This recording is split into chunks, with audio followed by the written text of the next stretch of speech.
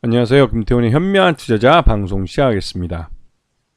본 영상에서 다루는 내용은 투자 권유가 아니며 각 개인의 투자 판단에 대한 책임을 지지 않습니다. 별도 SNS 채널 가입을 유도하거나 투자 권유 및 유료 리딩 서비스를 홍보하는 불법 사칭 계정에 유의하시기 바랍니다. 자, 오늘은 KH바텍에 대해서 좀 말씀을 드리겠는데요. 이 업체는 오랫동안 삼성전자의 스마트폰 부품업체로 활동을 해왔습니다. 그러면서 이제 이 삼성전자의 이 스마트폰 공장이 베트남으로 진출하면서 이 베트남에 같이 동반해서 진출할 만큼 이 삼성전자 스마트폰 사업부하고는 끈끈한 관계를 맺고 있죠. 이 말뜻은 삼성전자의 스마트폰 사업부가 잘 돼야 KH바텍도 잘 된다는 소리입니다. 그런데 지난해까지 해서 2024년 스마트폰 글로벌 시장 점유율을 보게 되면 삼성전자는 매년 글로벌 시장을 1%씩 까먹고 있는 걸 볼 수가 있습니다. 그리고 이거는 그 애플도 거의 비슷하게 정체되어 있는 양상을 보여주고 있고, 이 중국의 샤오미가 12%, 13%, 14%로 점점 시장 점유율을 늘려가는 걸 볼 수가 있고, 오포나 비보 같은 중국 업체들도 비슷한 모습을 보여주고 있습니다. 전체적으로 삼성전자의 이 글로벌 스마트폰 시장 점유율이 정체되어 있는데요. 이거는 기존 안드로이드 폰뿐만 아니라 이 폴더블 폰이라는 그 프리미엄 폰에서도 마찬가지 형태를 나타내는데, 특히나 이 폴더블 폰 시장에서는 이 폴더블 폰이 대중화되는 만큼 이제 가격이 점점 하락하고 있지만, 아직까지는 그 대중화했다고 보기에는 가격이 여전히 비싼 상태입니다. 대중화에 실패했다고 보는 게 맞을 것 같고요. 근데 그 스마트폰, 이 폴더블 폰이 이 생각 외로 그렇게 많이 팔리지 않았죠. 이 부품업체는 이 그 완성품 가격이 얼마이든 간에 이 수량이 많아져야만 실적이 증가하게 되어 있습니다.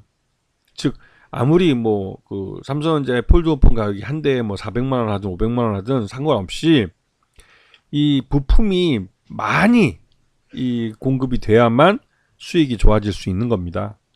그래서 지금 보시게 되면 이 삼성전자 갤럭시 폴드나 플립이나 이게 그렇게 그 실적들이 좋지는 못했어요.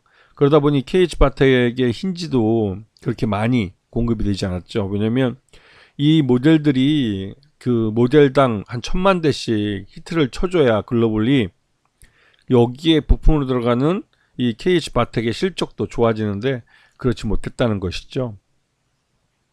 그래서 이 KH바텍이 주력으로 그 공급하는 폴더폰 힌지는 수량이 이렇게 많지는 않습니다. 대당 가격이 좀 높긴 해도 그렇게 많지 않고, 독점으로 납품하는 것이 아니라 다른 업체와 같이 이제 납품을 하는 것이라 수량도 그렇게 많이 늘지는 않았죠. 그러다 보니 이쪽에서의 성장성이 한계에 다다랐다고 해도 과언이 아닐 정도입니다. 그리고 지금 올해 3분기까지 실적을 놓고 보면 그렇게 썩 좋은 편은 아닌데요. 그러니까 연결 포괄 손익계산서를 보면 더 확실하게 드러나는데, 이 재작년 같은 경우 3,143억 3분기까지 매출을 이렇게 했지만 작년 같은 경우 매출이 2,487억 정도밖에 못했어요.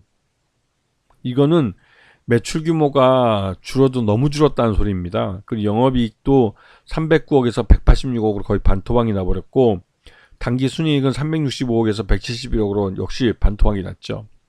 이런 추세로 좀 가다 보면 적자나는 거 순식간입니다. 그래서 KH바텍이 사업 다각화를 추진하고 있는데요.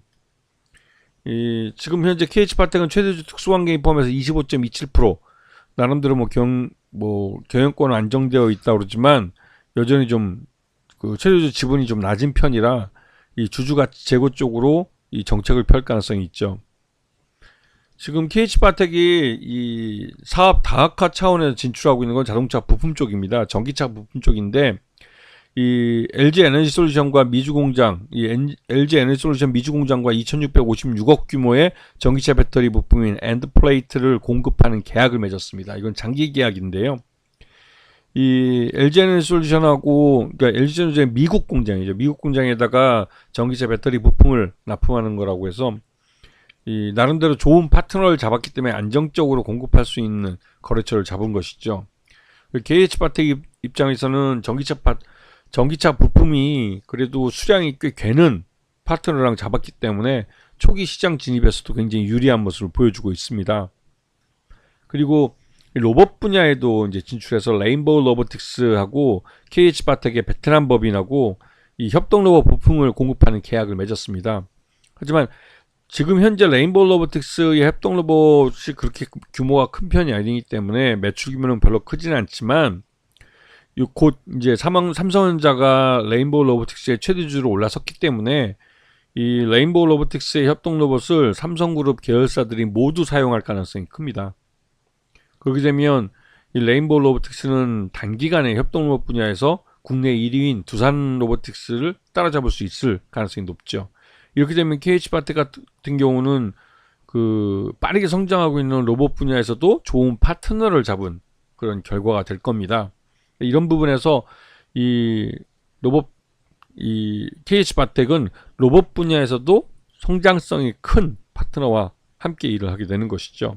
나름대로 이 KH바텍이 이 스마트폰 부품에서는 삼성전자와 파트너고 또 전기차 배터리 쪽에서는 그러니까 LG 에너지 엔솔, 이게 우리나라 국내 전기차 배터리 1위 업체인데요. 1위 업체와 또 파트너로 같이 일을 하게 되고, 이 로봇 분야에서는 레인보우 로보틱스하고 이 협동 로봇 분야에서 부품을 공급하는 관계를 맺기 때문에 이 KH바텍이 나름대로 사업 다각화 차원에서는 굉장히 잘하고 있다라는 평가를 듣고 있습니다. 하지만 이제 KH바텍이 작년 실적이 부진해지는 그 가운데 주가도 그에 맞춰서 이제 쭉 흘러내렸죠. 그러다가 지난해 12월 9일날 7,550원 바닥 가격을 찍고 이제 반등세를 나타내고 있습니다. 이게 이제 기존 그 삼성전자의 폴더폰이나 이런 스마트폰 부품 쪽 사업에 더해서 LG 엔솔의 이 전기차 배터리 쪽 사업 부분과 신규 사업과 그다음에 레인보우 로보틱스의 신규 사업 등이 합쳐지면서 성장성이 높은 신규 사업에 대한 또 그리고 이 성장성이 높은 분야에 대해서 그 나름 그쪽 분야에서 1위를 하고 있는 1위나 2위 정도 하는 그 파트너사를 잡은 그 영향을 받고 있는 모습입니다. 전반적으로 KH바텍 같은 경우는 이 그 스마트폰 힌지 쪽 이 주력으로 삼고 있는 부품 외에도 이제 매출이나 실적을 낼 수 있는 그런 사업부를 갖게 된 것이고, 여기에 대해서 이거 특히 이제 장기 계약을 맺어서 전기차 배터리 같은 경우 장기 계약을 안정적으로 맺었기 때문에 안정적으로 신규 사업을 해갈 수 있는 그 발판을 마련한 것이죠. 그래서 KH바텍 같은 경우는 제조업 쪽 분야에서 이 고객사 쪽이 크게 나빠지진 않는 한 그래서 안정적으로 꾸준히 시장을 늘려갈 수 있는 그런 분위기를 만든 것 같습니다. 발판을 만든 것 같습니다. 그래서 이러한 부분을 잘 보시면 KH바텍 같은 경우도 작년에 1년 동안 주가가 계속 흘러내린 상태에서 이제 반등이 나오는 거라 이 KH바텍 같은 경우는 실적도 개선될 가능성이 있고 이제 그런 측면을 봤을 때 충분히 저점에서 접근해 볼 만한 그런 타이밍이라고 볼 수 있는 것이죠. 아시겠죠? 특히나 이제 작년 3분기까지 실적 기준으로 봤을 때는 14,500원이기 때문에 지금 현재 주가하고는 상당히 그 주가가 저평가돼 버린 것이죠. 이게 이제 기존 그 삼성이라는 주 거래처, 삼성전자 스마트폰 사업부의 이 폴더폰이나 이 스마트폰도 계속 정체되어 있기 때문에 그에 대한 영향으로 부품업체도 동반해서 많이 하락을 한 상태입니다. 근데 이 KH바텍 같은 경우 사업 다각화에 어느 정도 가시적인 성과를 내고 있어서 그런 부분이 주가에 대해서 반영이 될 가능성이 크기 때문에 작년 3분기까지 실적에서 14,500원을 조만간에 주가에 반영할 가능성이 커 보입니다. 아시겠죠? 자, 오늘 방송 여기서 마치겠습니다. 감사합니다.